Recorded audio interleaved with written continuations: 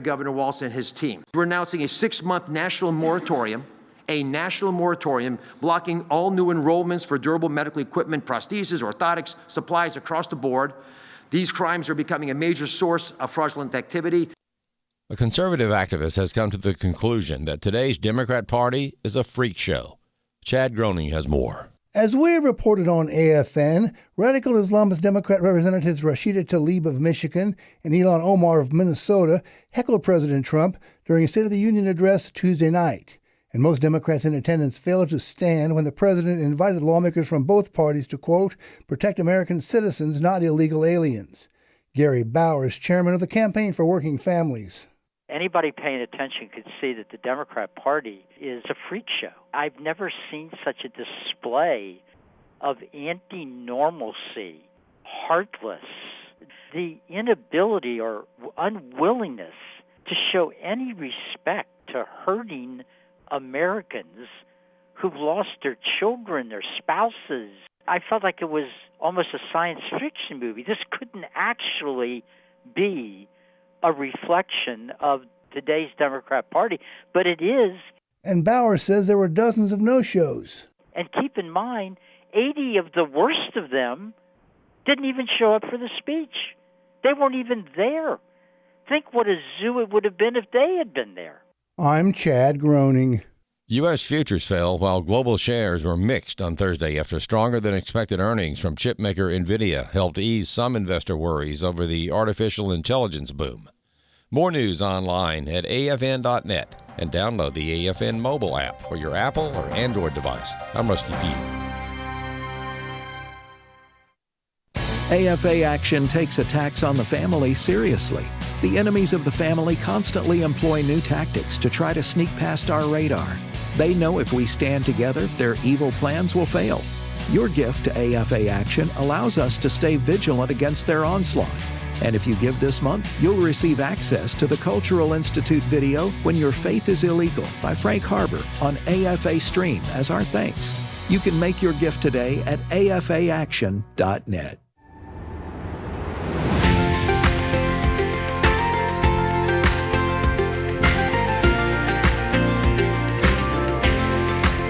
Welcome to Real Truth for Today with Pastor Jeff Schreve, Senior Pastor of First Baptist Church in Texarkana, Texas. Now, here's Pastor Jeff. Well, good morning and welcome to Real Truth for Today. Pastor Jeff Schreve here. Hope you're having a good Thursday morning. Wanted to read to you from 2 Timothy chapter 3. This is the last epistle Paul ever wrote before he was martyred by Emperor Nero. He says this in chapter 3, "But realize this, that in the last days difficult times will come, for men will be lovers of self, lovers of money." And then he goes on with many more things that are negative: boastful, arrogant, revilers, disobedient to parents, unloving, unholy, ungrateful, all those things. But the very first two, lovers of self, lovers of money. In the last days, I think we're seeing those things right now where people are so narcissistic and people are in love with money. Now, the Bible makes it clear, Paul in his first epistle to Timothy, he said, "For the love of money is a root of all sorts of evil, and some by longing for it have wandered away from the faith and have pierced themselves with many griefs." Hey, do you love money? We all need money. But once you start loving money, you have turned off onto a dark, dark path. Well, it's a privilege for me today to welcome to the program one of Texarkana's most beloved and brightest stars, and that is golf legend Bill Rogers. Bill Rogers was the PGA Tour Player of the Year in 1981. He won golf's most coveted tournament. I think I can say that with confidence. The British Open, just called the Open Championship. He won that in 1981, beating Bernhard Langer by 4 shots and winning the coveted Claret Jug. He is just a wonderful guy, loves the Lord, and has been just a wonderful just representative of Texarkana. So, Bill, welcome to the program. Uh-oh. I think we just lost him. All right. I think he hit a button that knocked him off. So see if we can get him back, Mark. He was there and then he was gone. So just to give you a little bit of background on Bill Rogers. So Bill Rogers basically grew up here in Texarkana. There he is. Bill, are you back? Yeah, I'm sorry. Like I said, I'm not real good at the operating this Zoom deal, and I had a incoming call, and I pressed the wrong button. But I Not a problem at all. So, Bill, when did golf really get infused into your blood? Well, Jeff, first of all, good to be with you. I'm sorry for that little snafu there, but I had the privilege of family that introduced me to golf, and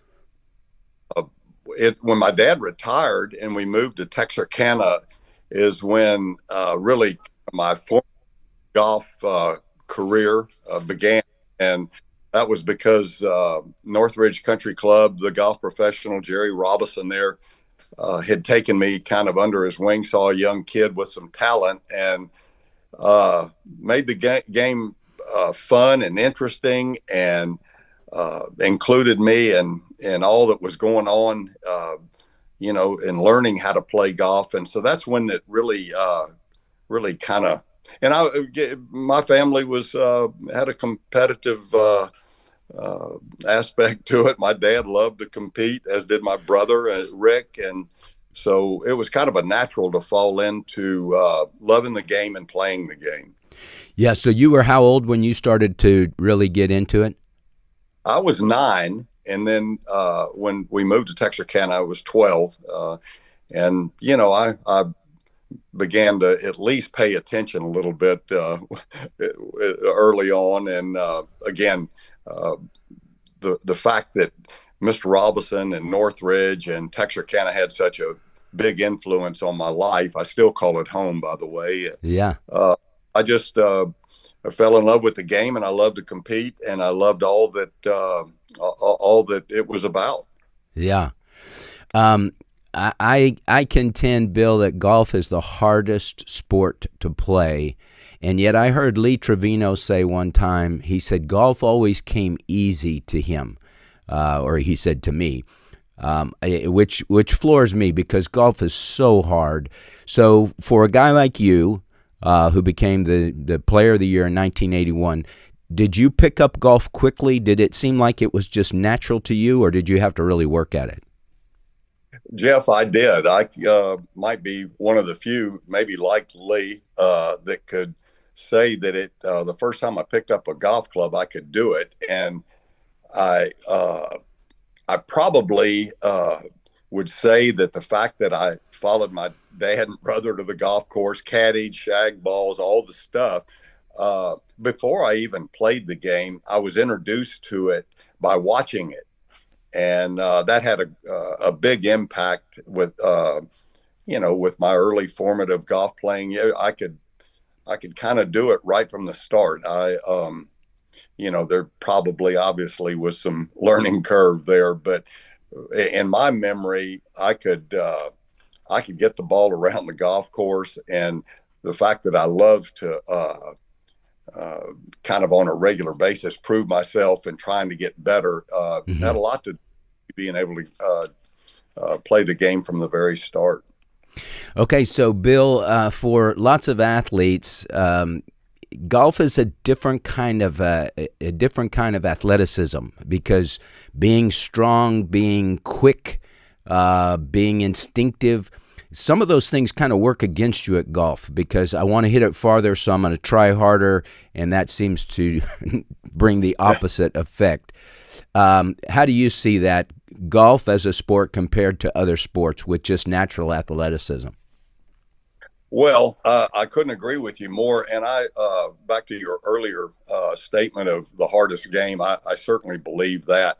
And proof in point is that it's interesting that you see all the greatest of great athletes, be it Michael Jordan, Wayne Gretzky, all the folks of team sports seem to gravitate toward the great challenge of golf.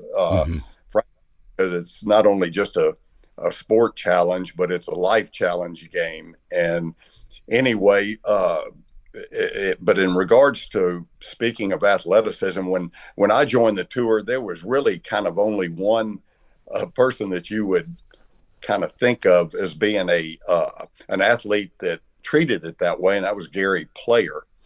Of course, in modern day, Tiger Woods introduced athleticism, I think, to the game, and basically, as the game we had known, it changed because there were so many factors in terms of equipment, and the fact that these all levels of players getting stronger, bigger, and the long game, so to speak, has become probably the primary aspect of high level professional golf anyway. And everybody's enjoyed the benefits of hitting the golf ball further. And if you're interested in really taking that to a different level, you go through the training, and that's what a lot of these guys, not only physically but mentally as well. Okay, so if you were playing today with the equipment we have today, your training would be totally different. They would try and bulk you up, or how would you think that would be? Well, they have really formulated ways of getting stronger without becoming Hulk Hogan, so to speak.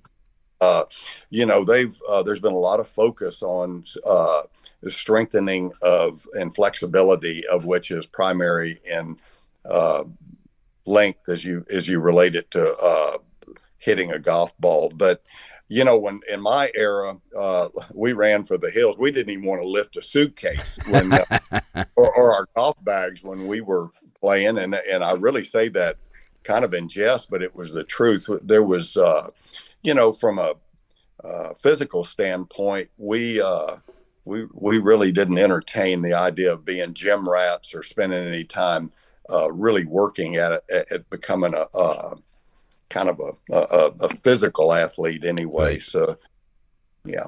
But now, okay, so I've read before and heard Tiger talk about his training regimen.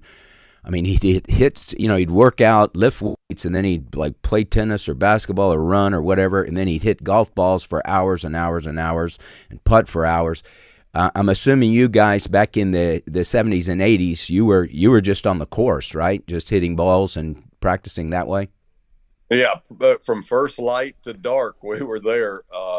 And about any of my contemporaries, friends, tour players, when I played the tour, we were always brought up playing the game. And, lots of us would probably speak to our parents dropping us off and letting us go, letting us stay at the golf course all day long, and then coming and picking us up at dark. And that's kind of was my it was the way I operated as a kid growing up in the game. Spent all my life, it seemed like, at the golf course.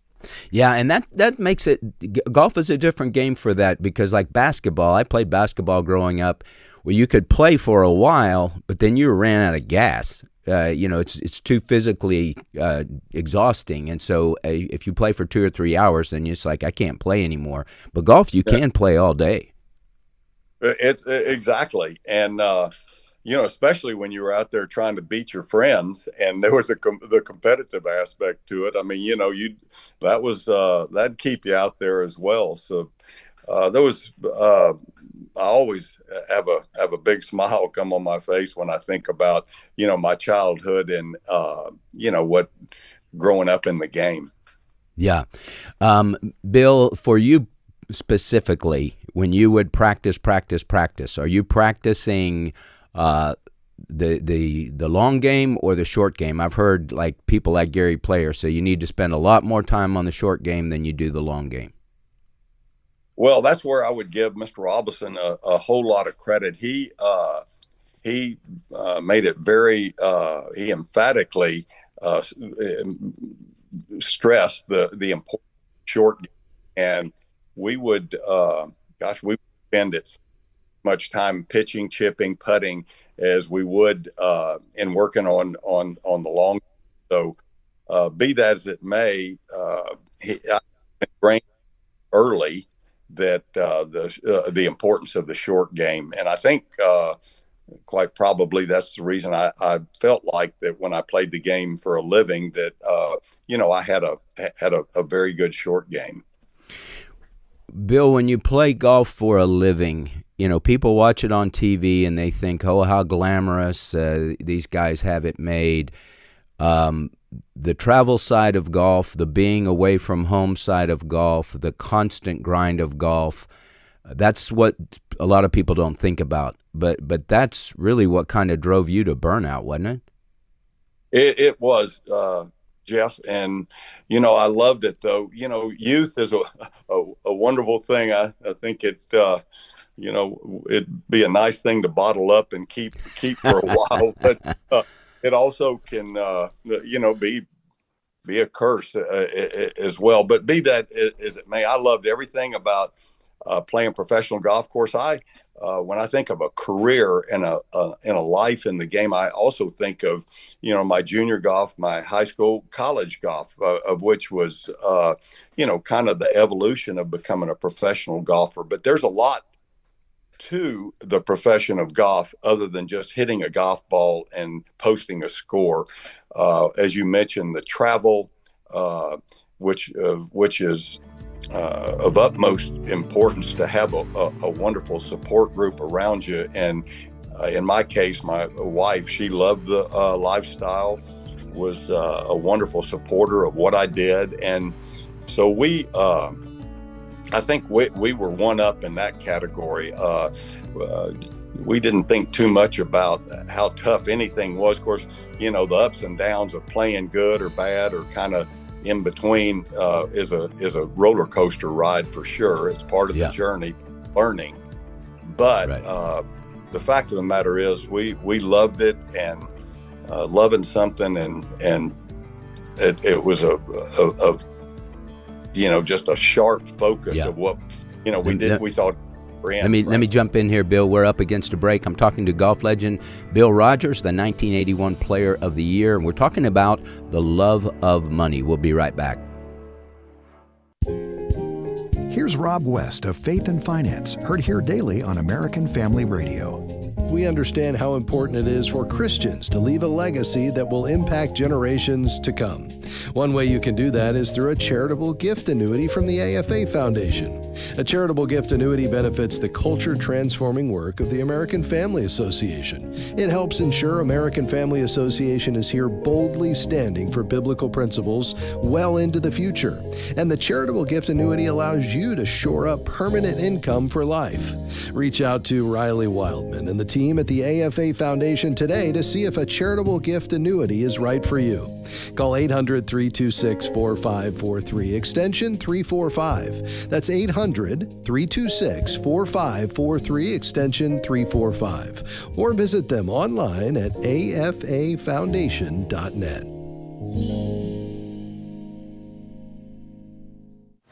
The term providence means God's superintending care over His creation. America's Providential History with Stephen McDowell. God is at work performing His will in history.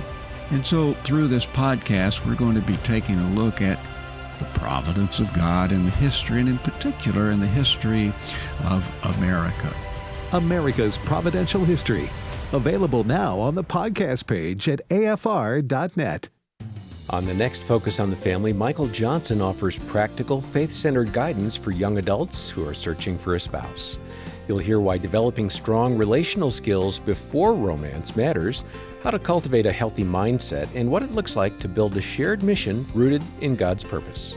That's next time on Focus on the Family with Jim Daly. Focus on the Family is heard each weekday morning at 5 o'clock Central on American Family Radio. The enemy wants to destroy anything of God's, especially mankind who is made in God's image. What would it be like if every person knew that they were created in the image of God? We're talking about people loved by the Father, people for whom Jesus died. We have to stand on God's truth. We hear in culture all the time, we need to find ourselves. We need to go find our identity. We are already defined. We are known before the foundations of the world. In His image is a life-changing film that has helped people break free from the grip of evil. It will take you through Scripture to show the truth, and its powerful testimonies will destroy Satan's attempts to pervert God's perfect design. We now know with the genome of all of the DNA that there is no propensity towards a genetic disposition to homosexual behavior. Watch it for the first time or again with someone who needs to see it. Get the 2-DVD set at resources.afa.net. This is Real Truth for Today. Podcasts of the program are available on the podcast page at afr.net. Now, back to Pastor Jeff Schreve. Welcome back to the program. Pastor Jeff here. We're talking to golf pro Bill Rogers. Bill grew up here and started playing golf here in Texarkana, Texas at Northridge Country Club, where myself and others play and enjoy it. We always have to turn down Bill Rogers Drive to get to the Northridge Country Club. It's named after him. And then Texarkana Country Club, which is one of the hidden gems in this part of the world. Is that not right, Bill? Oh, absolutely. It's a crown jewel in Northeast Texas. I know there are a lot of people that love to play Texarkana Country Club. Little Augusta. Yeah, Little Augusta. So I had mentioned to you before the program that Bryson DeChambeau was here on Sunday. He had worked it out with the club pro to bring his whole YouTube team, and they filmed him. He was going to try and break the course record. Bill, I think the course record at Texarkana Country Club is 61, and to my knowledge, he didn't do it.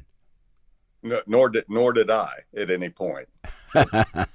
What was your best score out there? I'd bet that he probably might have driven it on half of the holes there. That'd probably be a pretty short course for Bryson. Yeah, for you personally, what was your best score at both Northridge and Texarkana Country Club? Oh, I'm not sure I can even remember that. I'd bet that probably 64 or 5, maybe it both something in that world. Okay, so you win the British Open, which is is it fair to say for most golfers that would be, of all the tour the tournaments you could win, if you could only win one, they would choose that one? Oh, I don't know. There was a point in time where I think that would might have been the case. All of the majors are held in such high esteem and are regarded as so important in this day and time we live in. But the Open Championship, being the oldest major championship, has always held a special position in the world of professional golf, certainly.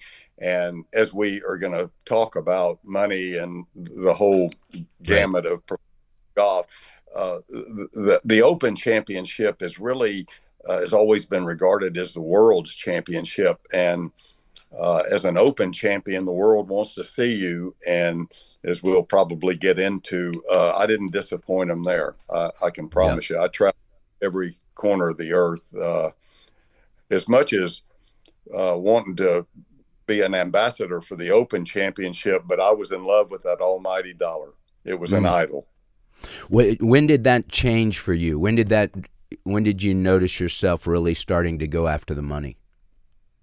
Well, about as soon as I held out my last putt in 1981 at the Open Championship, as the world as I knew it changed, and I was vaulted into a different category as a professional golfer. And I'd almost say that as much as you have to be prepared for failure and losing, you probably, it's wise to be prepared for success and all that comes with that. And I certainly wasn't. I was pretty content with playing the game as a professional golfer, making a nice living. And as a kid, we all kind of on the putting green putted, tried to make a putt to win the U.S. Open or Master Open Championship, but that was not a driver of mine. I was pretty content with just playing the game as a professional. But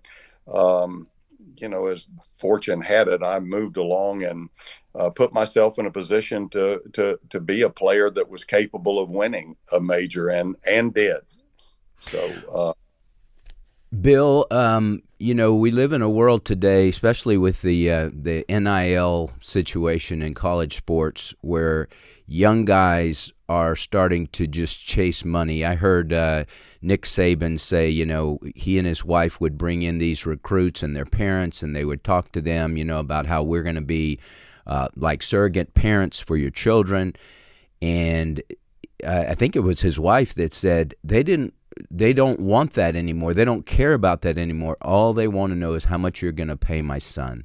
And it seems like that just ruins I just think that money ruins everything when it becomes the focus. Well, let me add one little aspect to that. You combine youth and and incredible, what is in fact incredible wealth, and that is potentially a dangerous recipe. You better have some incredible parents or team or pastors, important people that can somewhat form out a spot for you, that you can be able to manage all of this temptation of the almighty dollar, because it can cripple you, and it can become a primary focus in your life. And it can ultimately, which you and I think could speak to, it can define you. It can be your identity. And certainly what comes with that is identifying who you are in the world by how much you have. And at one point, that was a strong motivator for me. I thought you had to have a lot to be a lot. And I was a slow learner. And again, from no fault of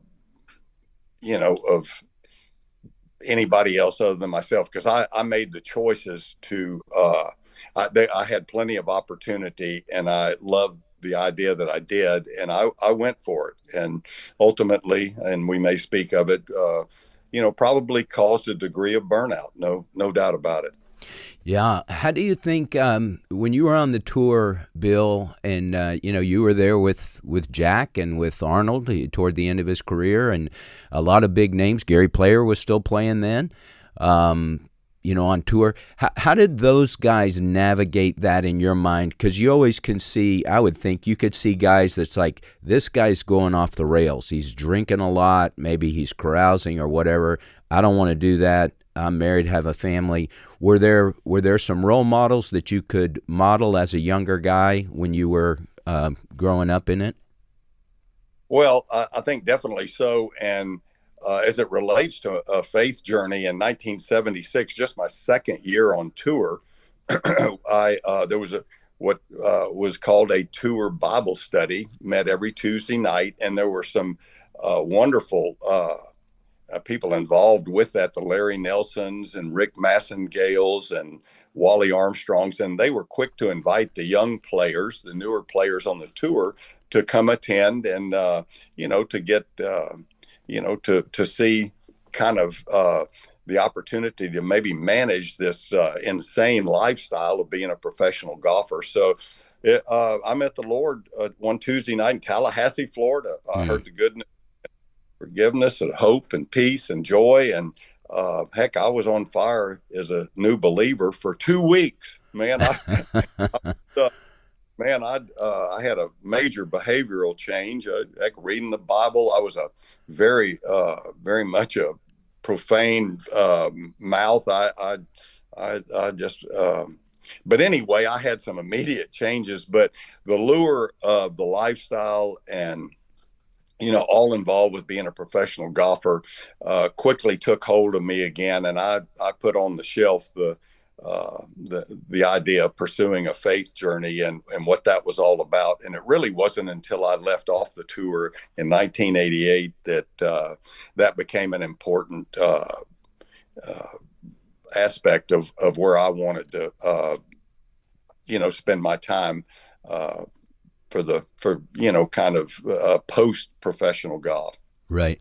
Okay, so you win the British in 81, your whole world changes, and now you're in high demand. You become the PGA Player of the Year. So that would be, Bill, like being the number one player in the world, because they didn't have that back then, right? They didn't rank the players? No, but that'd be safe to say. When your peers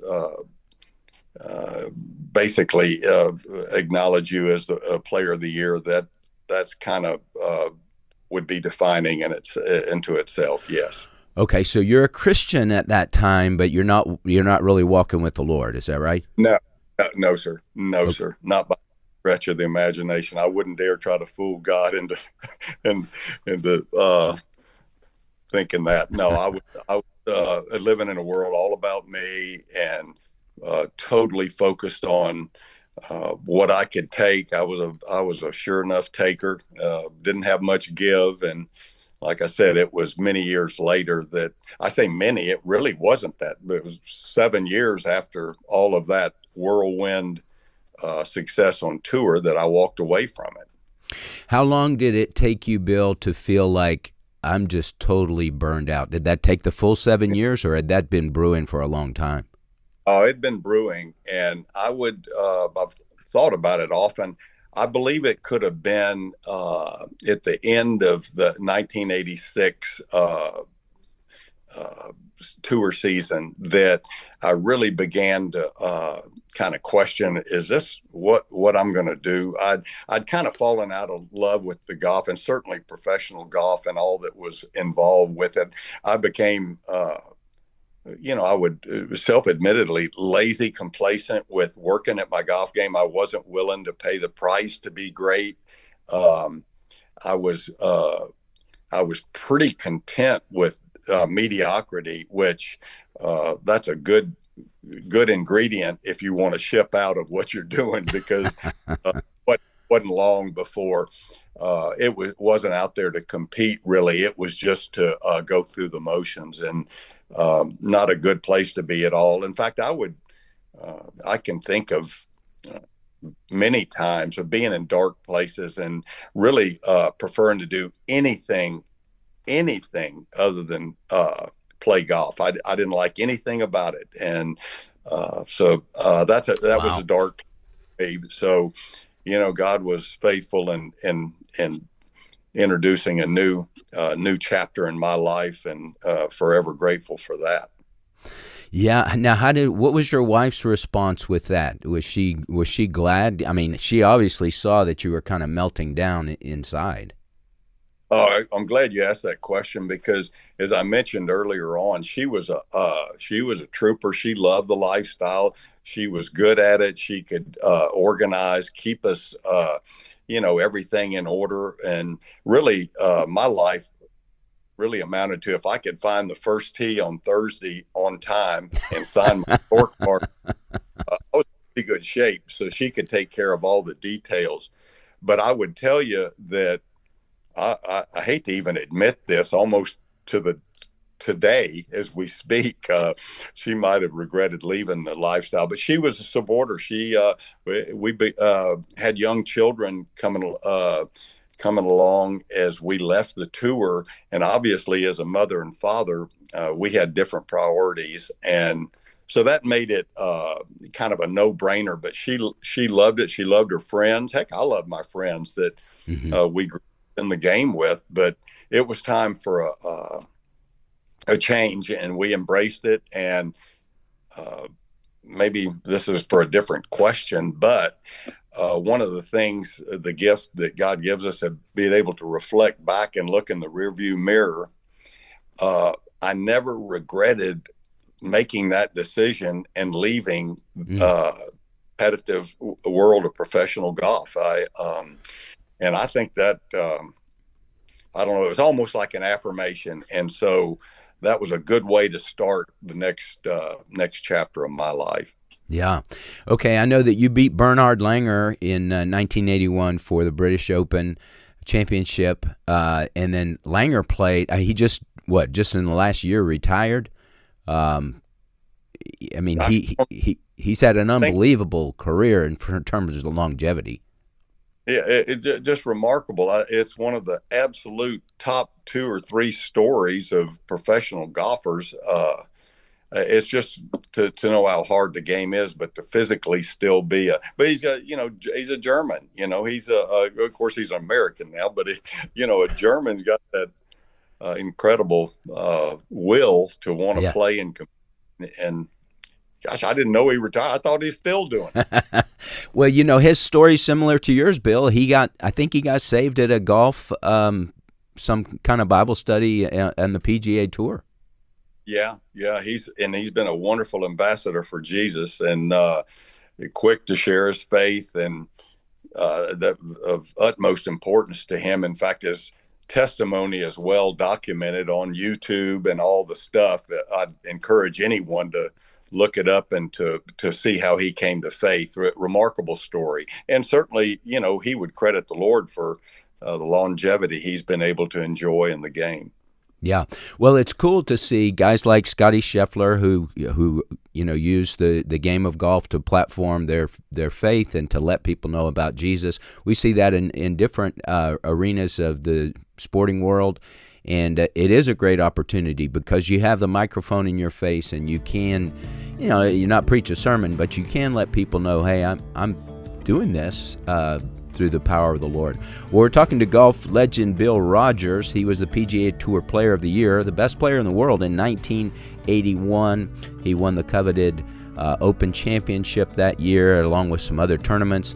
But then the grind of chasing the almighty dollar really soured him on continuing. So he left the game in his, I would say, in your prime, Bill. You were 36, 37 years old, still had a lot in the tank, but God had another plan for him. And so we are up against a break, but when we come back, we'll come back with more Bill Rogers. You're listening to Real Truth for Today. I'm your host, Pastor Jeff Schreve, so don't go away. We'll be right back.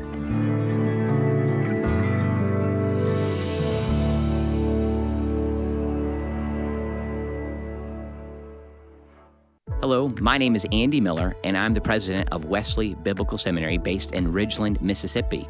We are developing trusted leaders for faithful churches, and we do that based in the authority of Scripture and in the reality that Christians can be transformed. We do that also through bachelor's, master's, and doctoral degrees. We'd love for you to learn more about Wesley Biblical Seminary at wbs.edu, where we're developing trusted leaders for faithful churches. For more than 150 years, Blue Mountain Christian University has been committed to educating students through a Christian worldview rooted in Scripture and truth. Our close-knit campus community, affordable degree options, and dedicated faculty prepare students for lives of faith, leadership, and service. With on-campus and online programs, BMCU meets students where they are without compromising what matters most. Learn more at bmc.edu and move mountains with Blue Mountain Christian University. Once upon a time, news of what was happening around the country relied on riders on horseback or stagecoach runs to get from town to town.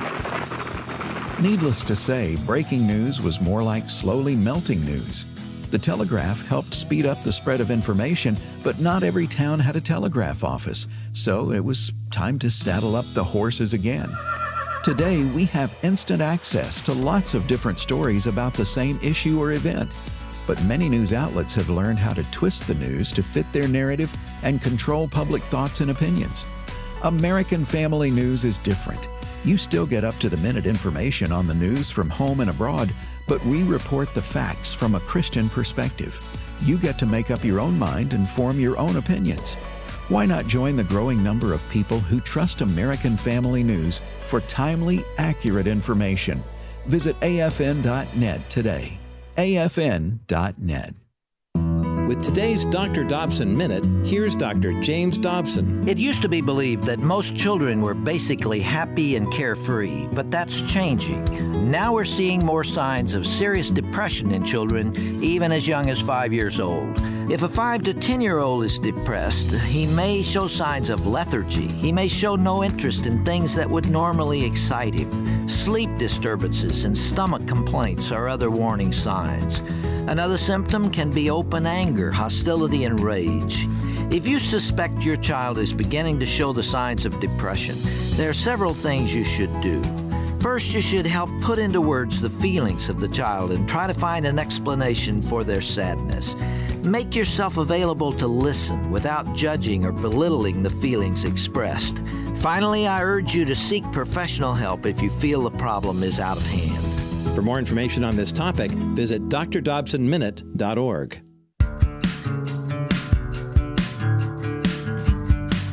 If you'd like to contact Pastor Jeff, email pastorjeff@fromhisheart.org. Now, back to Real Truth for Today with Pastor Jeff Schreve. Welcome back to the program. Pastor Jeff here. I'm talking to golf legend Bill Rogers. He was the 1981 Player of the Year on the PGA Tour, having won a number of tournaments, but the most notable one was the Open Championship. We used to call that the British Open. They just call it the Open Championship. He won it by 4 shots over another golf legend, Bernhard Langer, who just recently retired from the Champions Tour. And so, Bill, we were talking at the break. You did all this travel. People think in terms of today with pro golfers, you're the number one golfer in the world. Well, surely the first thing you get is a plane. But you did all this travel commercially. You don't have your own plane. No, that's just almost. That's like I've got to laugh at that. Actually, that is no. I did not have my own plane. There were really I don't know if Arnold Palmer and Jack Nicklaus might have been the only two that I knew of that actually owned an airplane and were afforded the comforts of doing that. But no, that wasn't a part of our deal, nor did we have cell phones and we, all the stuff that we enjoy today. But, travel was, although easier in regards to, not the discomfort of TSA and all the stuff that goes with travel today, but it was still rigorous. And, but, that gift of youth, that was not even a consideration. It's what you did and it's what you love doing. Okay, so let me ask you this, Bill. If you could go back in time, knowing what you know now, and you're back on the PGA Tour, you're a young guy, but you have the sense and the wisdom of Bill Rogers today, how would you approach things differently? Well, that's a wonderful question. I've not really dwelled on that too much. I think that the thing that pops into my mind foremost is that I was a very poor manager of time. And like I said, that great lure of the almighty dollar just had me and had its way with me. And I was involved with a management group, sports agent, that was able to develop all the opportunity that you could possibly digest. And I don't think I ever said no.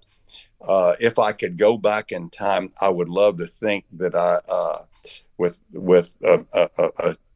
even a small degree of wisdom, that I could have managed time better and put a kind of a check on the importance of how much money I was making, and even dismiss that totally and just do everything I could to be fresh and to stay in love with the game that had afforded me much. But it sent me off the rails, and I don't know.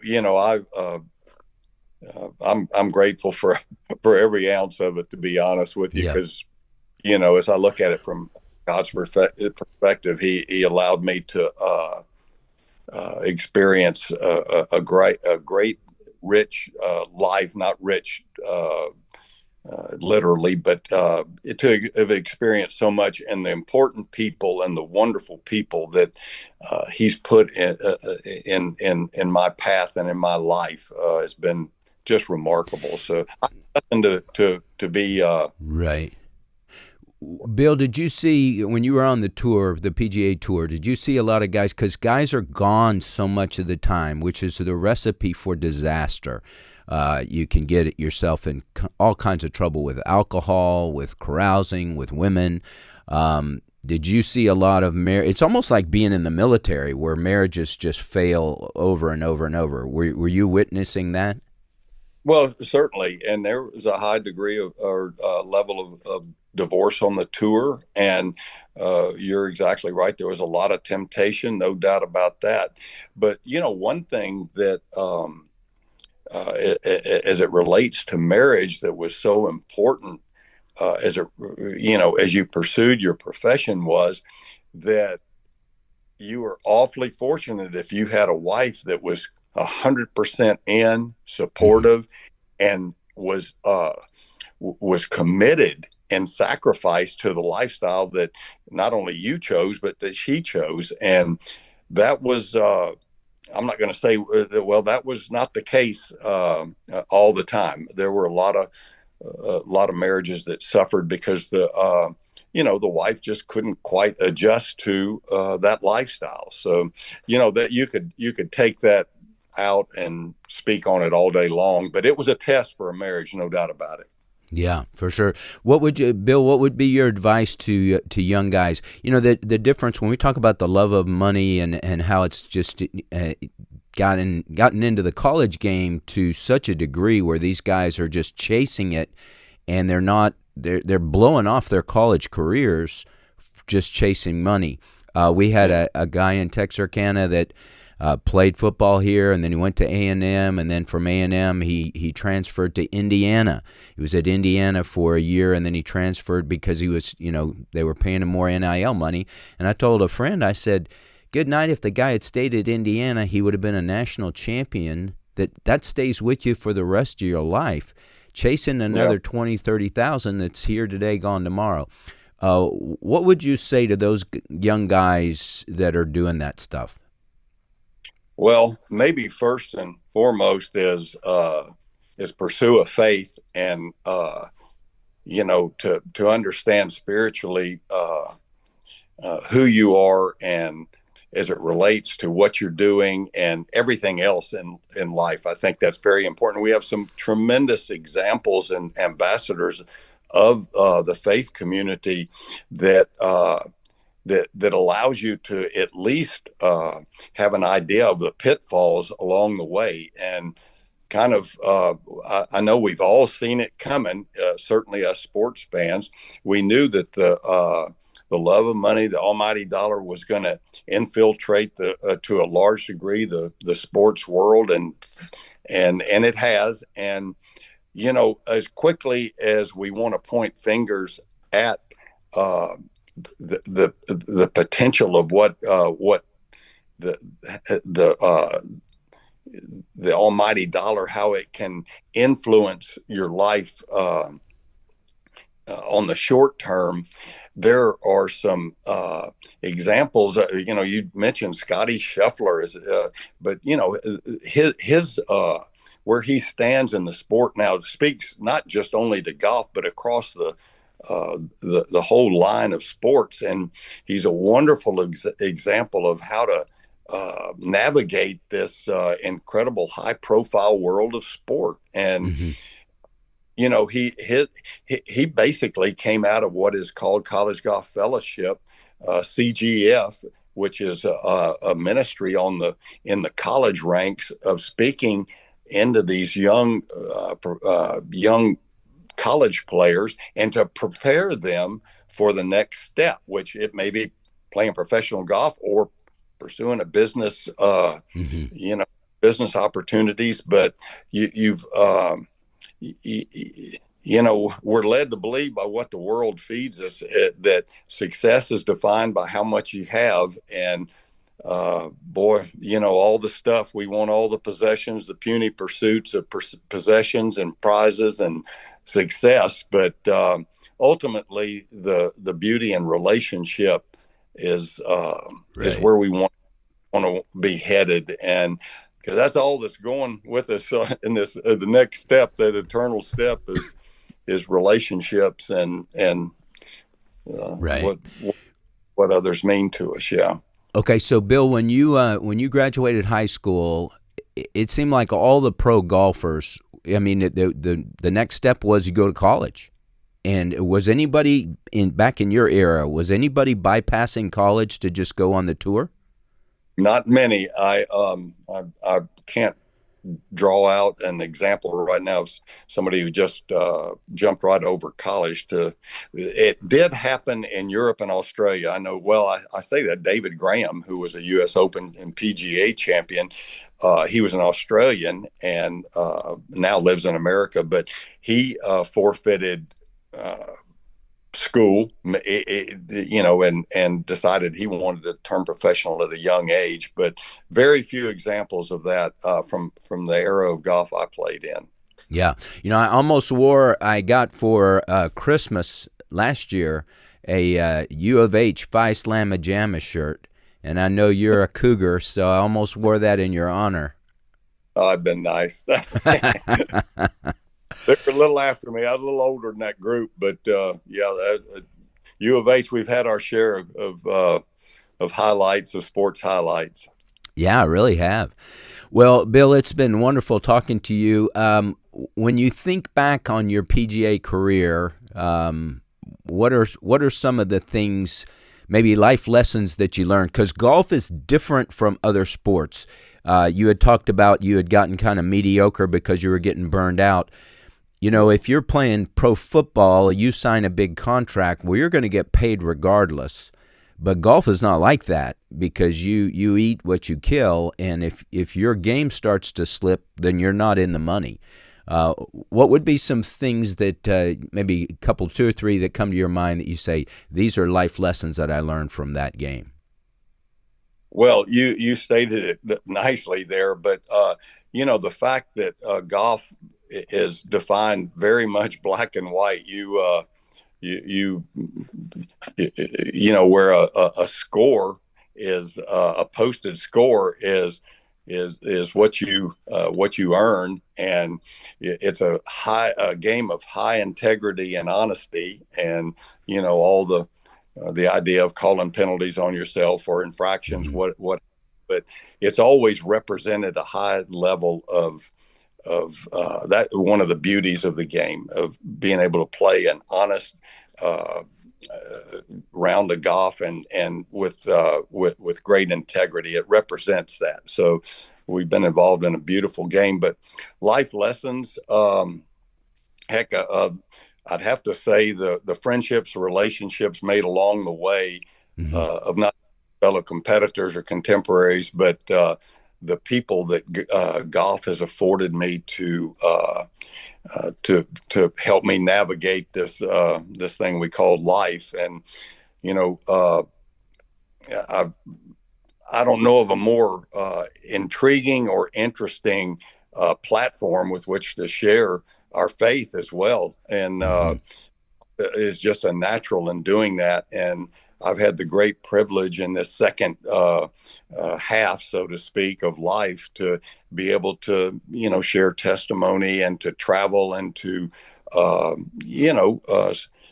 speak about the importance of faith and what's my life. So it's an important ministry tool, I think, and I'd be one of the ones that has been richly blessed, no doubt about it. And I'm thankful that you'd give me some time to share a little bit of that on your podcast this morning. Yeah, well, amen to that, Bill. Well, I appreciate you, and I appreciate you coming on. And I do marvel at anybody playing golf. You know how hard it is, and when you see somebody that can compete at the highest level and then be the top of the mountain, so to speak, as you were in the early 80s. And now, Bill, we didn't get into this, but how long did that continue? When you were at the top of your game, let's say in 1981, were you feeling like, hey, I'm 1982, I'm still at the top, 83 still at the top, or did it start to wane? Well, I'll give you one example of what 1982 golf season, right after everything in the world had happened. I'd won 7 times, player of the year, all the stuff. My first tournament back on the tour was the Phoenix Open. I can remember on Thursday morning teeing my ball up, standing behind my golf ball, getting ready to hit my first shot of the 1982 season. And I felt the weight of the world come over me. And I said to myself, I've got to do this again. I've got to prove that that was not fluke last year. And now you talk about insanity. Yeah. So the first half of that year was very ordinary. And I, almost self-induced pressure that I put on myself that I'm now the Open champion. I've got to be all everything to everyone. And, so that's just part of what happens with,